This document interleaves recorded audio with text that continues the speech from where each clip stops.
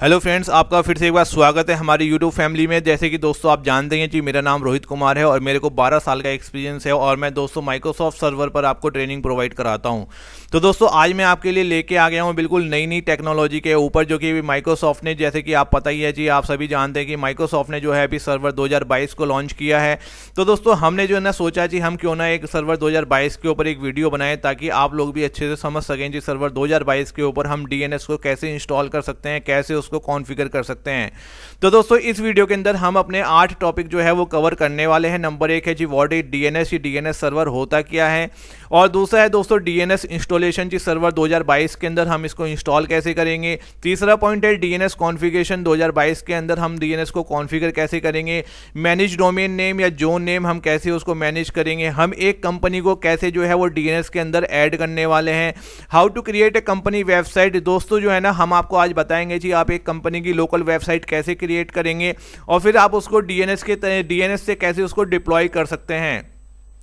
Client side DNS configuration, दोस्तों इसमें हम आपको बताने वाले हैं जी क्लाइंट साइड डीएनएस कॉन्फ़िगरेशन आप कैसे करेंगे और जो आपने अपनी एक लोकल वेबसाइट बनाई है आप क्लाइंट में जाके उसे कैसे ओपन करेंगे।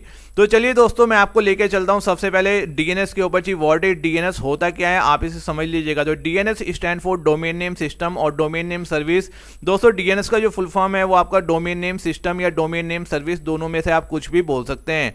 अब इसका बेसिकली वर्क क्या है। The domain name system DNS is hierarchical distributed database that translate name to IP address.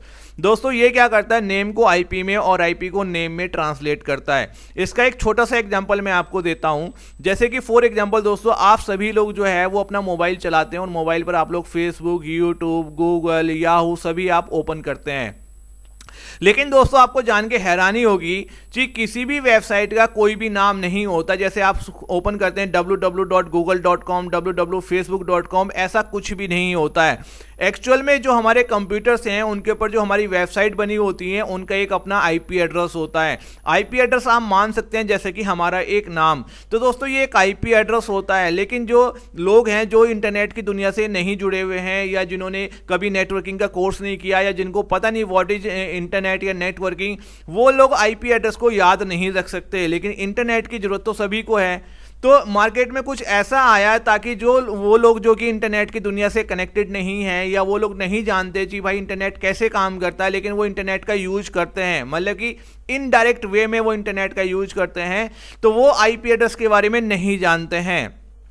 तो वहां पर वो लोग क्या करते हैं, एक नाम को सर्च करते हैं। उन्होंने डाला www.facebook.com और आपका जो है वो फेसबुक वहां पर ओपन होके आ गया। लेकिन एक्चुअल में वो एक आईपी एड्रेस के ऊपर जाके ट्रांसलेट होता है। तो दोस्तों डीएनएस का जो वर्क है वो ये है कि भाई जैसे ही आप उसका वेबसाइट का नाम डालेंगे तो सबसे पहले वो रिक्वेस्ट आपके डीएनएस सर्वर पे पहुंचेगी और वहां पर जो है फिर वो चेक करेगा कि भाई इस नाम का जो आईपी एड्रेस है वो क्या है और फिर वो उस नाम पर उसको ट्रांसलेट करेगा। तो कहने का मतलब यह है दोस्तों हमारी जितनी भी वेबसाइट हैं सभी का जो है वो एक आईपी एड्रेस होता है। डीएनएस उस आईपी को नेम में और नेम को आईपी में रिजॉल्व करवाने का काम करता है। अब दोस्तों हमारे जो डीएनएस हैं वो 2 टाइप के होते हैं, डोमेन नेम और होस्ट नेम। दोस्तों ये क्या होते हैं मैं आपको बता देता हूं। जैसे कि स्टार्टिंग वाला आप देख रहे हैं तो दोस्तों ये हमारा होस्ट नेम कहलाता है और जो ये लास्ट वाला आप देख रहे हैं google.com, ये हमारा डोमेन नेम कहलाता है। दोस्तों जब ये दोनों एक साथ मिल जाते हैं तो इसको हम बोलते हैं FQDN, fully qualified domain name. अब दोस्तों यहां पर मैं आपको बताता हूं, a DNS server is responsible for performing this service on a TCP IP network. जब भी आप कभी इंटरनेट का कनेक्शन लेते हैं तो वहां पर आपको डीएनएस का आईपी अपने आप से मिल जाता है और वो जब भी आप कोई अपने इंटरनेट से कुछ भी सर्च करते हैं तो सबसे पहले वो रिक्वेस्ट जो है वो डीएनएस सर्वर के पास जाती है और फिर उसको चेक करता है अपने डेटाबेस में, फिर आगे आपको रेस्पॉन्स कराता है।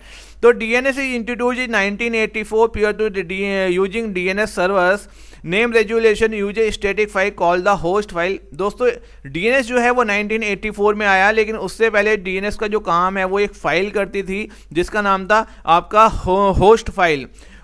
Save on each host computer, ये हर एक कंप्यूटर में आपकी सेव होती थी। The host file is still use but is typically only use in the absence of DNS server. तो दोस्तों ये जो होस्ट फाइल है ना ये डीएनएस सर्वर के एब्सेंस में ही यूज होती थी, आज इसका कोई भी यूज नहीं है। तो दोस्तों चलो मैं आपको एक डायग्राम के माध्यम से आपको समझाने की कोशिश करता हूं जी डीएनएस जो है वो कैसे काम करता है ताकि आपको जो है वो अच्छे से समझ में आ जाए।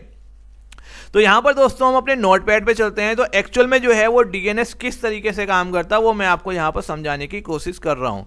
तो दोस्तों जैसे कि फॉर एग्जांपल मान लेते हैं जी भाई, यहाँ पर जो है हमारे पास एक सर्वर है। ये आपने सर्वर यहाँ पे 2022 को इंस्टॉल कर लिया और हमने इसके अंदर एक डीएनएस की सर्विस को क्या कर लेंगे, इंस्टॉल कर लेंगे। उसके बाद दोस्तों ये डीएनएस जो है, जैसे कि आप देखते हैं कि ये डीएनएस जो है वो इंटरनेट की दुनिया से जुड़ा होगा, जिसको हम लोग बोलते हैं आईएसपी, इंटरनेट सर्विस प्रोवाइडर। इसी तरीके से दोस्तों इंटरनेट से जो है वो आपकी बहुत सारी कंपनी, जैसे कि आप अपनी कोई कंपनी ओपन करना चाहते हैं तो आप अपनी कंपनी ओपन कर सकते हैं। तो फॉर एग्जांपल ये जो है वो आपकी एक कोई कंपनी है जो आपने ओपन की है, ये आपकी कंपनी का एक सर्वर है। आपने इसका जो नाम है वो आपने फॉर एग्जांपल इसका नाम दे दिया जी भाई, इस कंपनी का जो मेरा सर्वर है इसका नाम है सर्वर ए। फॉर एग्जांपल दोस्तों इसका जो आईपी एड्रेस है वो आपने डाल दिया है जी 192.168.100.31, ये आपने यहाँ पर डाल दिया ना। तो इस कंपनी का दोस्तों ये आईपी एड्रेस है और इस कंपनी का जो नाम है वो ये है। अब ये कंपनी क्लाइंट तक पहुंचना चाहती है। तो फॉर एग्जांपल दोस्तों यहाँ पर जो है ये हमारे पास कुछ क्लाइंट कंप्यूटर्स रखे हुए हैं, जैसे कि हम लोग क्लाइंट, हम गूगल को सर्च करते हैं, याहू को सर्च करते हैं। तो फॉर एग्जांपल दोस्तों जैसे कि हमारा आईपी एड्रेस है 192.168.100.21, ये मैं मान लेता हूँ जी भाई ये जो है वो आपका क्लाइंट है। अब दोस्तों जब ये कंपनी जो है वो क्लाइंट तक पहुंचना चाहती है तो क्लाइंट इसको सर्च करेगा तो ये सर्च में मिलेगी नहीं, हाँ, क्योंकि क्लाइंट जो है वो इसका आईपी एड्रेस तो जानता नहीं है। ये अपने नाम से एडवर्टाइजमेंट करवाएगी, न्यूज़पेपर में देगी या लोगों को फेसबुक के माध्यम से बताएगी जी भाई ये एक नई वेबसाइट है और यहाँ पर आप गेम्स ले सकते हो या मूवीज ले सकते हो या बुक फ्री में पढ़ सकते हो। इस तरीके से ये एक वेबसाइट आपकी बनेगी। तो दोस्तों ये जो कंपनी है ना वो डायरेक्ट कांटेक्ट करेगी डीएनएस सर्वर से जी भाई, ये हमारी जो है हमारी कंपनी का नाम ये है, ठीक है। और जो ये कंपनी का नाम होता है इसको हम लोग बोलते हैं होस्ट नेम। क्या बोलते हैं दोस्तों, होस्ट नेम। जैसे कि मैंने अभी आपको बताया था जी भाई यहाँ पर जो हमारे नाम है वो दो टाइप के होते हैं, एक डोमेन नेम और एक होस्ट नेम। तो दोस्तों होस्ट नेम जो है वो हमेशा कंपनी का होता है। तो यहाँ पर जैसे कि आप देख रहे हैं ये हमारी कंपनी है तो इसने अपना एक होस्ट नेम जो है वो डिसाइड कर लिया, सर्वर ए। अब ये जाएगी डीएनएस के पास। तो दोस्तों फॉर एग्जांपल यहाँ पर हमारे पास एक डीएनएस सर्वर इंस्टॉल है, इसका खुद का अपना जो आईपी एड्रेस है वो है 192.168.100.100। अब दोस्तों यहाँ पर जो हमारा ये सर्वर है ना, हर एक सर्वर के पास अपना एक डोमेन नेम होता है या अपना एक जोन नेम होता है। हाँ जी, यहाँ पर जो है हम बात कर रहे हैं डोमेन नेम की जी भाई। जो हमारा सर्वर है, डीएनएस सर्वर है, उसका अपना एक क्या होता है, डोमेन नेम होता है। इसी डोमेन नेम को हम लोग जो है वो जोन नेम के नाम से भी जानते हैं, जोन नेम।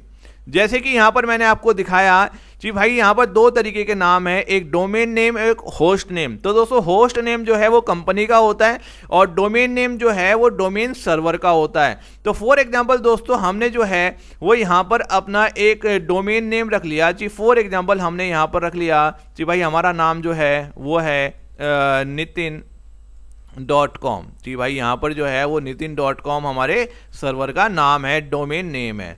अब दोस्तों यहाँ पर होगा क्या कि ये जो कंपनी है ना ये यहाँ पर आएगी और इससे कहेगी भाई साहब हमारा जो होस्ट नेम है वो ये है, आप हमें अपना डोमेन नेम दे दो।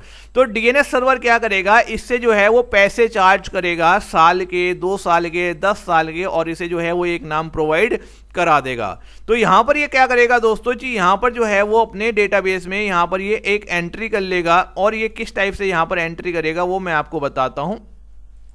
तो दोस्तों यहां पर ये क्या करेगा, सबसे पहले जो है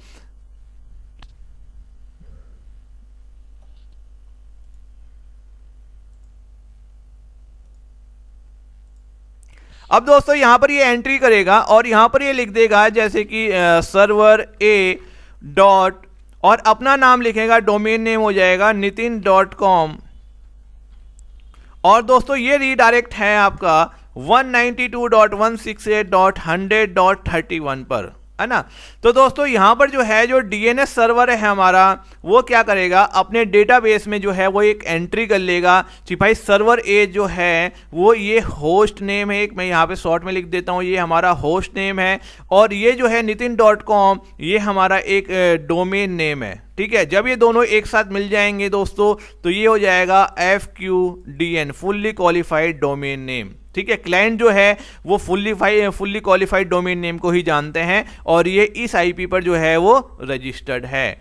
तो जब दोस्तों ये बंदा जो ये क्लाइंट बैठा है जब ये पिंग करेगा या ये सर्च करेगा अपने वेब ब्राउज़र में जाके servera.nitin.com को, तो दोस्तों यहाँ पर क्या है कि सबसे पहले ये जो है वो रिक्वेस्ट करेगा डीएनएस सर्वर से जी भाई मेरे को जो है वो servera.nitin.com पर जाना है। मेरे को कहाँ जाना है जी, servera.nitin.com पर जाना है। तो ये क्लाइंट जब रिक्वेस्ट करेगा सर्वर से तो सर्वर जो है वो इसको अपने डेटाबेस में चेक करेगा कि क्या मैं servera.nitin.com को जानता हूँ।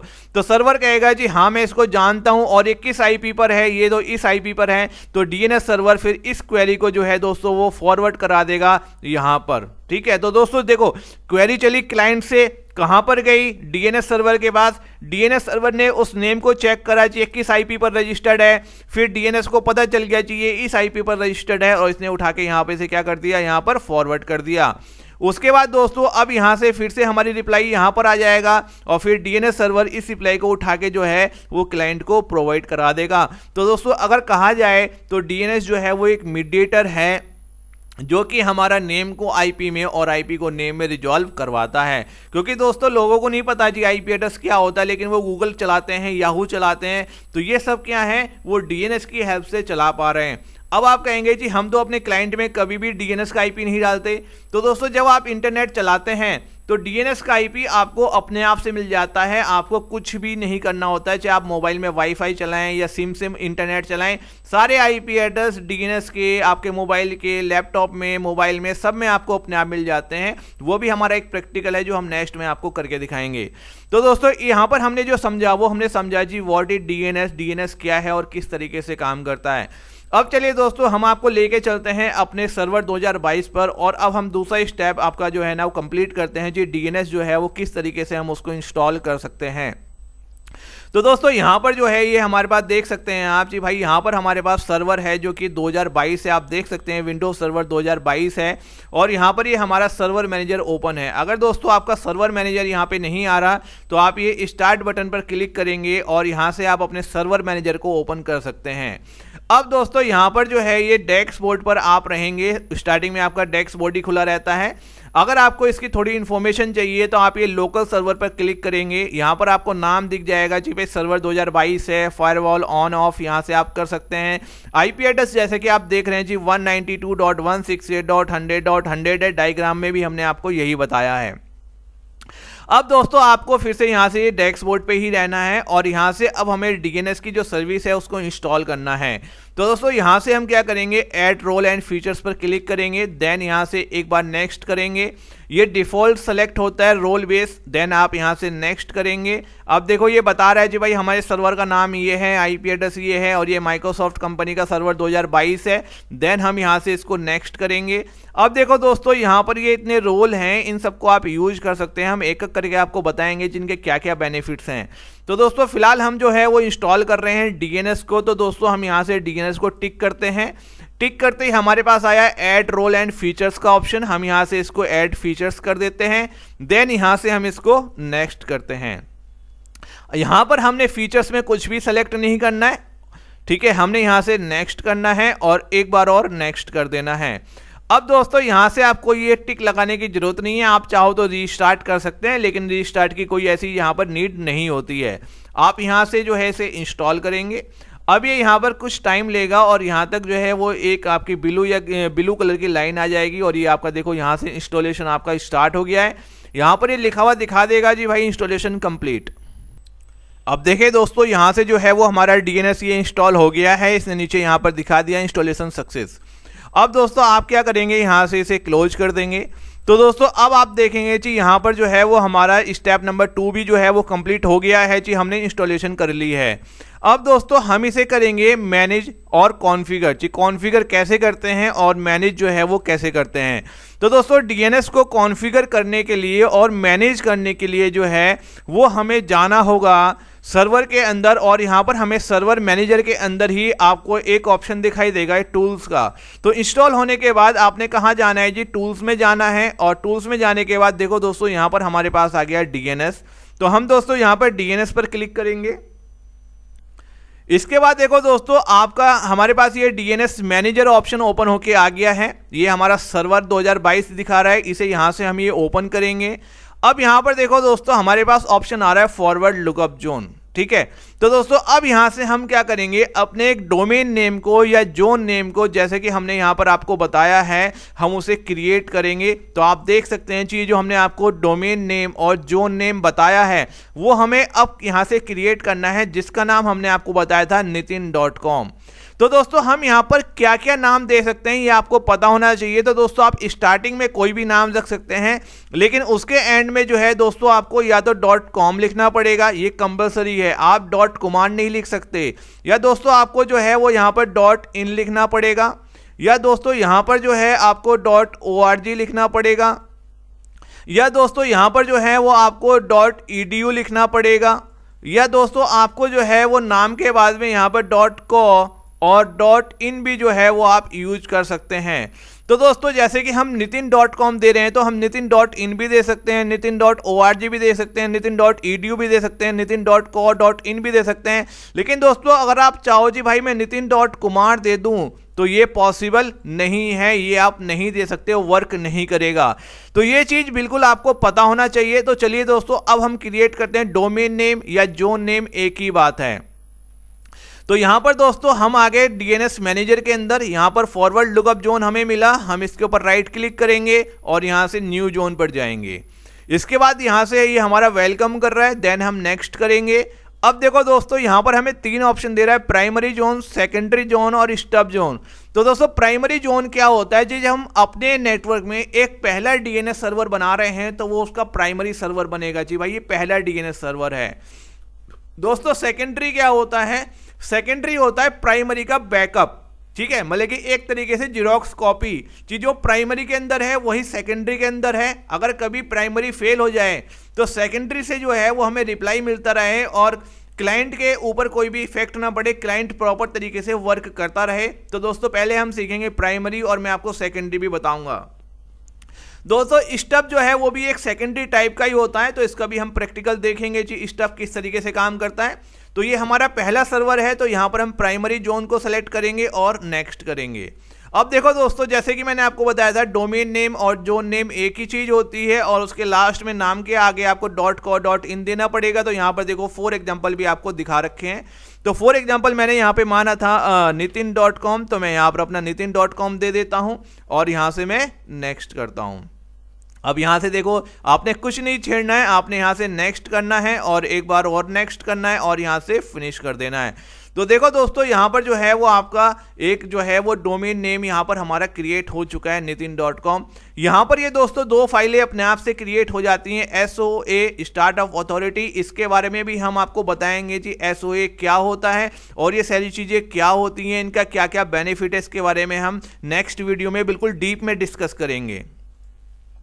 तो दोस्तों यहाँ से जो है अब जो हमने अपना स्टेप क्लियर किया वो हमने ये क्लियर किया जी भाई, यहाँ से हमने आपको बता दिया कि किस तरीके से जो है वो हम डीएनएस को कॉन्फ़िगर करेंगे और अपने जो जोन नेम है उसे कैसे हम मैनेज करेंगे। तो यहाँ तक दोस्तों 1 2 3 4 स्टेप हमारे कंप्लीट हो चुके हैं। अब है दोस्तों add a company in DNS database, जी हम एक कंपनी को कैसे ऐड करेंगे। तो यहाँ पर दोस्तों जो हमारी कंपनी है वो मैं आपको बता देता हूँ। जैसे कि हमने माना है जी भाई हमारे पास एक कंपनी है और उसका जो IP एड्रेस है वो 31 है। तो दोस्तों हमारे पास यहाँ पर एक कंप्यूटर है जो कि मेरे लैन पे कनेक्ट है और उसका जो IP एड्रेस है वो 31 है। तो दोस्तों अब मैं आपको दिखाता हूं जी हम एक कंपनी को कैसे ऐड करते हैं, कहां पर, डोमेन नेम के अंदर, ठीक है। तो यहां पर दोस्तों चलो मैं आपको दिखाता हूं। तो यहां पर दोस्तों मैं चलता हूं सर्वर के ऊपर और जैसे कि आपको पता ही है जी हम यहां पर डीएनएस मैनेजर के अंदर हैं। तो यहाँ पर दोस्तों अब हम क्या कर रहे हैं जी, nitin.com जो हमने डोमेन नेम बनाया है इसको हम राइट क्लिक करेंगे और यहाँ से ये न्यू होस्ट ए और 4 टाइम ए पर जाएंगे। तो जैसे ही दोस्तों हम यहाँ पर क्लिक करेंगे तो आप यहाँ पर जो है वो देखेंगे जी, यहाँ पर एक न्यू होस्ट का ऑप्शन आ गया। अब यहाँ पर दोस्तों हम लिख सकते हैं जी भाई वो सर्वर ए, और देखो दोस्तों हमने यहाँ पर लिखा ओनली सर्वर ए मतलब कि होस्ट नेम, और देखो यहाँ पर जो है ना फुल्ली क्वालिफाइड डोमेन नेम अपने आप से आ गया servera.nitin.com। और यहाँ पे दोस्तों आपको अपनी कंपनी का आईपी एड्रेस मेंशन कर देना है 192.168.100.31, ठीक है, जो ये सर्वर ए वाली कंपनी है। हमने ऐड होस्ट किया और देखो आप दोस्तों यहाँ से आपने ओके किया और यहाँ से हमने डन किया। तो देखो दोस्तों इस तरीके से जो है यहाँ पर हमारा ये क्या हो गया है, सर्वर ए जो है वो यहाँ पर हमारा ये आ गया है। अब दोस्तों चलो हमने यहाँ पर जो है वो अब क्या कंप्लीट किया कि भाई हमने यहाँ पर एक कंपनी को अपने डेटाबेस में जो है वो ऐड कर दिया है। अब दोस्तों इसके बाद जो है मैं अभी 6 नंबर को आपका स्किप कर रहा हूँ, इसको मैं आपको सबसे बाद में बताऊंगा, ठीक है। अब मैं आपको बताता हूँ कि भाई क्लाइंट साइड में आपको कैसे जाना है और क्या क्या कॉन्फ़िगरेशन करनी है। तो जैसे कि दोस्तों मैंने आपको डायग्राम में बताया कि भाई मेरे पास ये मेरा क्लाइंट है और जब ये जो है वो इस नाम को पिंग करना चाहता है या इस वेबसाइट को सर्च करना चाहता है तो सबसे पहले वो रिक्वेस्ट यहाँ भेजेगा, फिर ये मेरा सर्वर जो है वो मेरी कंपनी के पास क्या भेजेगा, रिक्वेस्ट भेजेगा। तो दोस्तों यहाँ पर जो है वो हमारे सर्वर का काम कंप्लीट हो गया। अब हम यहाँ से अपने विंडो 10 में चलते हैं। आप देख सकते हैं हमारा विंडो 10 है और यहाँ पे आप देख सकते हैं जी भाई इसका जो आईपी एड्रेस है वो 21 है। तो यहाँ पर मैं आपको दिखा देता हूँ कि भाई यहाँ पर जो आईपी एड्रेस है वो हमारा ये 21 है। अब दोस्तों चलो मैं यहाँ से जो है वो CMD को ओपन कर लेता हूँ। रन में जाके मैंने CMD को ओपन किया। अब दोस्तों मैं यहाँ से करता हूँ पिंग स्पेस और मैंने यहाँ पर दोस्तों नाम डाला सर्वर ए, आप कैपिटल में डालो स्मॉल में कोई फर्क नहीं पड़ता है, और nitin.com। अब दोस्तों मैंने यहाँ पर एंटर किया। अब आप देखें कि वो कह रहा है जी ping request could not find host server a.nitin.com, please check the name and try again. दोस्तों वो ऐसा क्यों बोल रहा है, वो ऐसा इसलिए बोल रहा है क्योंकि ये जो क्लाइंट है ना ये अपनी रिक्वेस्ट किसे फॉरवर्ड करे, भाई ये DNS को तो जानता ही नहीं है।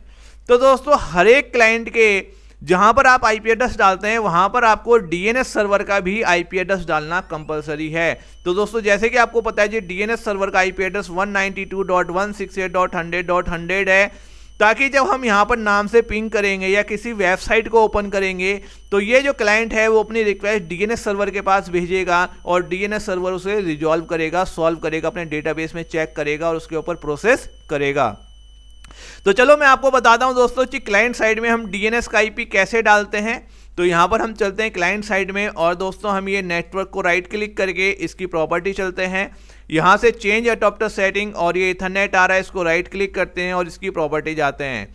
अब दोस्तों यहां पर आप देखेंगे कि ये TCP/IP वर्जन 4 है, आपने इसको सेलेक्ट किया और इसकी प्रॉपर्टी पहुंचे। अब दोस्तों देखो यहां पर आ रहा है हमारे पास लिखा हुआ प्रीफर्ड DNS सर्वर। अब आपने यहां पर क्या करना है, वो DNS सर्वर का आईपी एड्रेस डालना है जो कि है 192.168.100.100 और हमने यहां से ओके किया। देन दोस्तों हमने यहां से क्लोज किया और इसे यहां से क्लोज किया, इसे भी क्लोज किया और एक बार रिफ्रेश किया। अब दोस्तों फिर से हम यहां से पिंग कर रहे हैं, पिंग स्पेस servera.nitin.com और हमने एंटर किया। देखो दोस्तों अभी भी जो है वो हमारी क्वेरी जो है वो रिजॉल्व नहीं हुई है। तो हम क्या करेंगे, एक बार नेटवर्क पे जाके इसकी प्रॉपर्टी जाएंगे और यहां से दोस्तों हम क्या करेंगे, इसे एक बार राइट क्लिक करके डिसेबल करेंगे और डिसेबल करने के बाद हम इसको इनेबल करेंगे। अब दोस्तों यहां से इनेबल करने के बाद जो है अब हम एक बार फिर से यहां पर पिंग करने की कोशिश करेंगे जी, पिंग स्पेस servera.nitin.com और दोस्तों हम एंटर करेंगे। तो देखिए दोस्तों अब आप देख सकते हैं कि यहां पर हमें जो रिप्लाई आ गया है वो servera.nitin.com 192.168.100.31 से जो है वो दोस्तों हमें रिप्लाई आ गया है। तो दोस्तों इस तरीके से जो है वो हम क्या कर सकते हैं कि अपने क्लाइंट को एक नाम से कम्युनिकेट करवा सकते हैं, कंपनी के एड्रेस से कम्युनिकेट करवा सकते हैं। तो दोस्तों ये सर्वर ए जो है ये होस्ट नेम है और ये डोमेन नेम है। तो दोस्तों जब हमने इसको यहाँ से पिंग किया तो इसने सीधा हमारे डीएनएस सर्वर के पास जो है वो रिक्वेस्ट को फॉरवर्ड किया। फिर डीएनएस सर्वर ने जो है वो अपने डेटाबेस में चेक किया जी भाई सर्वर a.nitin.com इस आईपी पर रजिस्टर्ड है। फिर इसने उठा के उस आईपी के पास हमारे जो क्लाइंट है उसको भेज दिया और हमारे पास जो है वो 192.168.100.31 से रिप्लाई आ गया। अब चलिए दोस्तों, अब यहाँ पर दोस्तों दूसरा काम जो हमें करना है वो हमें क्या करना है जी भाई, यहाँ पर जो है जैसे कि फॉर एग्जांपल हमने आपको बताया था यहाँ पर जी भाई, यहाँ पर जो है वो हमारा क्लाइंट साइड अब कॉन्फ़िगरेशन हो चुकी है। अब यहाँ पर था जी how to create a company website. जी दोस्तों, हम अपनी कंपनी की एक लोकल वेबसाइट कैसे बना सकते हैं और फिर डीएनएस के थ्रू हम उसे जो है वो वेब ब्राउजर में कैसे हम उसे ओपन कर सकते हैं। तो चलिए दोस्तों, अब मैं आपको बताता हूं कि हम जो है वो वेबसाइट को कैसे बनाते हैं। तो दोस्तों अब हम चलते हैं अपने कंपनी के सर्वर के ऊपर जिसका आईपी एड्रेस जो है वो 31 है और मैं वहां पर आपको जाके दिखाऊंगा कि हम जो है वो कंपनी को कैसे वहां पर क्रिएट कर सकते हैं। देखिए अब आ गए हैं हम अपनी कंपनी के सर्वर पर। जैसे कि हमने आपको बताया था जी भाई, यहाँ पर जो हमारे 31 है ना, ये हमारी कंपनी है जिसको हमने डीएनएस के अंदर रजिस्टर्ड करवाया है। तो मैं यहाँ पर आपको दिखा देता हूँ कि यहाँ पर जो है इसका जो आईपी एड्रेस है हमारे कंप्यूटर का वो 31 है। तो यहाँ पर मैं आपको ये चेक करा देता हूँ आईपी एड्रेस। तो आप यहाँ पर देख सकते हैं कि यहाँ पर आईपी एड्रेस 31 है। अब दोस्तों मैं आपको इसमें बता रहा था जी किस तरीके से हम अपनी एक वेबसाइट को इसके ऊपर बना सकते हैं। तो दोस्तों वेबसाइट बनाने के लिए सबसे पहले आपने कंट्रोल पैनल के अंदर जाना है। फिर अगर आपको इस तरीके से दिखे तो यहाँ पर आपको ये प्रोग्राम एंड फीचर्स को सेलेक्ट करना है, या आपको अगर ये इस तरीके से दिखाई दे रहा है तो आपको ये प्रोग्राम पर जाना है, एक ही बात है। इसके बाद दोस्तों ये आपका आ गया प्रोग्राम एंड फीचर्स और यहाँ पर दोस्तों अब हमें मिलेगा turn on Windows features on और ऑफ। यहाँ पर हम लोग क्लिक करेंगे। यहाँ पर दोस्तों हमारे जो फीचर्स हैं वो यहाँ पर ओपन होके आ जाएंगे और दोस्तों अब हम क्या करेंगे, यहाँ से जो अपना फीचर्स है उसे इंस्टॉल करेंगे। तो दोस्तों यहाँ पर जो है वो हमारे पास देखो ये यहाँ पर जो आपका लिखा हुआ है इंटरनेट इन्फॉर्मेशन सर्विस, इसे हमें यहाँ से टिक करना है। ये इंटरनेट इन्फॉर्मेशन सर्विस को ये इस तरीके से यहाँ से टिक कर देना है और ओके कर देना है। इसके बाद दोस्तों यहाँ से जो है वो ये इंस्टॉल होने लगेगा। ये थोड़ा सा टाइम लेगा इंस्टॉल होने में। देखिए दोस्तों अब यहाँ से जो है ये हमारी सर्विस इंस्टॉल हो गई है। हम यहाँ से इसे क्लोज करेंगे और ये जो हमारा प्रोग्राम फीचर्स खुला हुआ है हम इसे भी क्लोज कर देंगे। अब दोस्तों यहाँ से हमने करना क्या है, यहाँ से हमने ये जो है यहाँ पर सर्च करना है। अब किसको, IIS को। तो हम यहाँ पर IIS लिखेंगे। तो देखो दोस्तों यहाँ पर जो है हमारे पास ये आ चुका है इंटरनेट इन्फॉर्मेशन सर्विस। हम इसके अंदर चले जाएंगे। अब यहाँ पर दोस्तों हमारे पास जो है वो इंटरनेट इन्फॉर्मेशन सर्विस जो है वो इंस्टॉल हो चुकी है।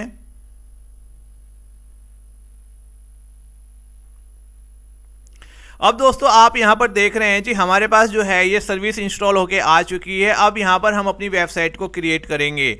तो यहाँ से दोस्तों ये जो डेस्कटॉप लिखा हुआ आ रहा है, आपके नाम कुछ और भी आ सकता है। आप यहाँ से इसे ओपन करेंगे, साइट पर आएंगे, साइट को यहाँ से ओपन करेंगे और यहाँ पर एक आपका लिखा हुआ है डिफ़ॉल्ट वेबसाइट। दोस्तों हम क्या करेंगे, इसे यहाँ से राइट क्लिक करके और यहाँ से इसे रिमूव कर देंगे। तो हमने इसको यहाँ से रिमूव कर दिया। अब दोस्तों एक चीज़ मैं आपको बता दूं जी, जब भी आप जो है वो IIS को अपने सर्वर के अंदर या अपने कंप्यूटर के अंदर इंस्टॉल करते हैं तो इसकी जो सी ड्राइव होती है ना, वहाँ पर एक फ़ोल्डर क्रिएट हो जाता है और उस फोल्डर का नाम होता है iNetPub। तो दोस्तों ये iNetPub नाम का फोल्डर जब ही क्रिएट होता है जब जो है आपके कंप्यूटर के अंदर IIS की सर्विस इंस्टॉल हो। ठीक है, तो दोस्तों अब हमने करना क्या है जी, इस iNetPub के अंदर जाना है और इसके अंदर एक फोल्डर होता है www root, हमें इसके अंदर जाना है और यहाँ पर जाके दोस्तों हम अपनी वेबसाइट का पेज क्रिएट कर सकते हैं HTML के अंदर। तो जब हमारा कोई भी वेबसाइट ओपन करे तो उसे क्या दिखना चाहिए वो सब चीज़ें हम www root नाम के फोल्डर के अंदर डालेंगे।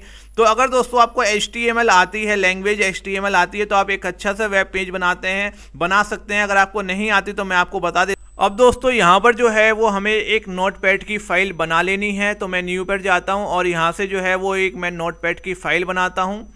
अब मैं इस फाइल को यहाँ से ओपन कर लेता हूँ दोस्तों और इसके अंदर मैं कोई भी नॉर्मल डिज़ाइन डाल देता हूँ और यहाँ पर जो है वो मैं अपना नाम लिख देता हूँ, रोहित स्पेस सानू। आप कुछ और लिख सकते हैं और फिर से मैं यहाँ पर ये डिज़ाइन डाल देता हूँ। अब दोस्तों मेरे को करना क्या है, यहाँ से फाइल में जाना है और यहाँ से सेव एज में जाना है। अब दोस्तों यहाँ पर फाइल का नाम मैं कुछ भी लिख सकता हूँ, जैसे कि मैंने लिखा hello.html लिखना ज़रूरी है क्योंकि हम एक HTML की फ़ाइल बना रहे हैं और हमने यहाँ से सेव किया। तो दोस्तों आप देख सकते हैं जी यहाँ पर जो है वो हमारी एक हेलो नाम की जो फाइल है वो बन के आ चुकी है। ये नोटपैड की फाइल आप चाहे डिलीट कर दें या पड़ी रहने दें, लेकिन हमारी ये HTML की एक फाइल बन चुकी है। तो ये आपको ध्यान रखना है जी, हमने हेलो नाम की एक फाइल बनाई है। अब दोस्तों हमने चलना है अपने IIS के अंदर। यहाँ से अभी आपको ध्यान होगा साइट से हमने जो है वो एक को रिमूव किया था। अब हम यहाँ पर अपनी वेबसाइट क्रिएट करेंगे, तो यहाँ पर हम साइट पे क्लिक करेंगे और ऐड वेबसाइट पर क्लिक करेंगे। यहाँ पर देखो दोस्तों साइट का नाम पूछ रहा है, आप यहाँ पे कोई भी नाम डाल दो। तो फॉर एग्जांपल मैंने यहाँ पर जो है रोहित सानू नाम डाल दिया, आप कुछ भी अपना नाम डाल सकते हैं। इसके बाद दोस्तों आपसे पूछ रहा है फिजिकल पाथ। तो फिजिकल पाथ में दोस्तों अभी हमने वो www रूट नाम का जो फोल्डर आपको दिखाया था वो आपको सेलेक्ट करना है। तो आप यहाँ से ब्राउज पे क्लिक करेंगे। यहाँ के बाद आप सी ड्राइव में जाएंगे और सी ड्राइव के अंदर जैसे कि मैंने आपको बताया iNetPub नाम का फोल्डर मिलेगा और यहाँ से आप www रूट को सेलेक्ट करके ओके कर देंगे। इसके बाद दोस्तों यहाँ पर आपको दिखाई दे रहा है आईपी एड्रेस, आप इसे यहाँ से सेलेक्ट करेंगे और अपने कंप्यूटर का जो आईपी एड्रेस है वो सेलेक्ट कर लेंगे, जो कि हमारा 31 है। यहाँ से आप इसे अब ओके करेंगे तो आप देखेंगे जी हमारी जो वेबसाइट है वो यहाँ पर ये देखो क्रिएट होके आ गई है। अब दोस्तों हमने करना क्या है कि यहाँ से जैसे कि आपको दिखाई दे रहा है डिफॉल्ट डॉक्यूमेंट, इसके अंदर हमने डुअल क्लिक करना है और यहाँ पर जो है दोस्तों ये राइट हैंड साइड में आप ऐड का ऑप्शन देख रहे हैं, यहाँ पर आपको क्लिक करना है। अब आपको ध्यान होगा दोस्तों अभी हमने एक हेलो नाम की फाइल बनाई है और इसका जो एक्सटेंशन था वो .html था। तो दोस्तों हमें पूरा लिखना है hello.html और यहाँ से आपको ओके कर देना है। तो देखो दोस्तों हमारी जो फाइल है वो यहाँ पर अब ऐड हो चुकी है। तो दोस्तों इस तरीके से हमारी जो है वो एक वेबसाइट बन चुकी है। अब चलो दोस्तों हम चलते हैं अपने क्लाइंट साइट पे। देखो सर्वर में तो आपको मैंने दिखाई रखा है जी, यहाँ पर हमने इसकी एंट्री करा रखी है। अब हम चलते हैं अपने क्लाइंट साइट पे और क्लाइंट साइट के अब हम अपने जो है वो गूगल क्रोम के अंदर जाते हैं या आपका जो भी ब्राउजर है आप उसके अंदर जा सकते हैं। और यहाँ से दोस्तों अब हम क्या करेंगे अपनी वेबसाइट को जो है वो ओपन करने की कोशिश करेंगे। तो जैसे कि दोस्तों आपको पता ही है जी भाई, यहाँ पर जो है जो हमारी वेबसाइट है उसका नाम क्या है जी, server a.nitin.com है। तो जैसे ही हम यहाँ पर ये लिख के एंटर करेंगे तो देखो दोस्तों यहाँ पर जो हमारी वेबसाइट है वो ओपन हो जानी चाहिए। तो ये इसको थोड़ा सा सर्च कर रहा है और फिर सर्च करके जो है वो हमारी वेबसाइट को ये ओपन कराएगा। देखो दोस्तों यहाँ पर जो है ये हमारी वेबसाइट यहाँ पर आ गई है जो हमने उस फाइल के अंदर एंटर किया था और वो आपको यहाँ पर ब्राउजर में दिख रहा है। तो दोस्तों जैसे ही हमने अपने ब्राउजर में server.nitin.com डाला तो ये रिक्वेस्ट इसने DNS के पास जो है सेंड की और फिर DNS ने जो है इस नेम को IP में कन्वर्ट करके इस कंपनी के पास भेजा और वहां से हमें ये रिप्लाई आ गया। अब दोस्तों अगर मैं इस फाइल के अंदर जाके कुछ और चेंज करता हूं यहाँ पर तो आप देखेंगे जी वो भी यहाँ पर जो है वो इमीडिएटली चेंज हो जाएगा। तो दोस्तों मैं यहाँ पर अपने कंपनी के सी ड्राइव में आता हूँ और यहाँ पर आप देख रहे हैं जी भाई यहाँ पर जो है ये हमारा iNetPub नाम का फोल्डर है और ये www रूट नाम का यहाँ पर है। तो हमारी यहाँ पर ये फाइल बनी हुई थी, हम इसी में जाते हैं। या जैसे कि आप देख रहे हैं जी हेलो हमारी बनी हुई है, हम इसको राइट क्लिक करके यहाँ से इसे ओपन करा सकते हैं या फिर जो है आप इसे देख सकते हैं जी भाई किस चीज़ में आपने ओपन करानी है। तो फिलहाल आप इसे जो है वो यहाँ से नोटपैड में भी जो है ओपन करवा सकते हैं। तो मैंने इसे नोटपैड में यहाँ से ओपन कराया, मैंने ओके किया। अब यहाँ पर देखो दोस्तों मैं कुछ और ऐड कर देता हूँ। तो फॉर एग्जांपल मैंने यहाँ पर जो है वो YV ऐड कर दिया या मैंने YOUTUBE यूट्यूब ऐड कर दिया और मैंने यहाँ से इसे Ctrl+S करके सेव कर दिया।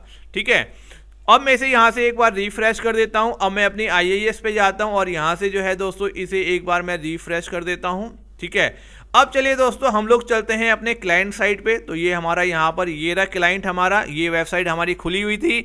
मैं एक बार इसको रिफ्रेश कर देता हूँ तो आप देखेंगे जी जो हमने वहाँ पर ऐड किया था उसे आप यहाँ पर भली भांति देख सकते हैं। तो दोस्तों इस तरीके से जो है वो हमारा DNS वर्क करता है। तो DNS एक बहुत बड़ा प्रैक्टिकल है, इसमें मैंने आपको जो है वो कुछ टॉपिक समझाने की कोशिश की है कि भाई कि हमारा DNS क्या होता है, हम इंस्टॉल कैसे करेंगे, कॉन्फ़िगर कैसे करेंगे, जोन नेम क्या होते हैं, कंपनी को हम अपने डेटाबेस में कैसे ऐड करेंगे, एक कंपनी की वेबसाइट कैसे बनाएंगे, क्लाइंट साइड में कैसे कॉन्फ़िगर करेंगे और फिर क्लाइंट साइड में जाके कंपनी को कैसे ओपन करेंगे। तो दोस्तों अगर आपको हमारी ये वीडियो अच्छी लगी हो तो आप हमारी वीडियो को लाइक करें, शेयर करें, कमेंट करें और साथ में दोस्तों हमारे चैनल को जो है वो आप सब्सक्राइब करना बिल्कुल भी ना भूलें। तो दोस्तों thank you for watching this video.